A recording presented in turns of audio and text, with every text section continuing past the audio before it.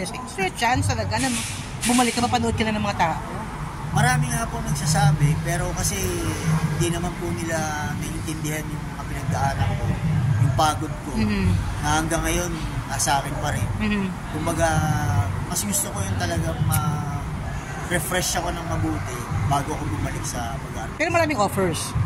Wala po siya ngayon eh. Pero pag mga guesting, mga racket, meron naman po. Ano yung para mga shows, gano'n? Mga show po, mga gano'n, mga halimbawa, live sharing, testimony. Talaga? Kung sakasakaling maging part ka ng kunin ka ng Batang Quiapo, are you willing? Nagkausap po kami ni Coco, Hindi Festival. Sabi niya, okay na ako, sabihan ko. Talaga?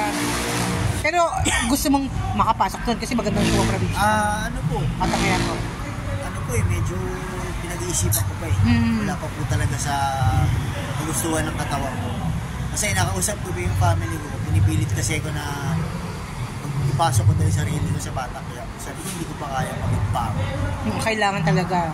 Napagod ka rin sa... Natatakot po ako kung mag-oo sa kanila tapos mangyari ulit yung nakaraan. Hindi na ako pumunta. Totoo yun. Kasi mambiting ka na ng bigla. Baka po mayari na naman ako. Totoo naman.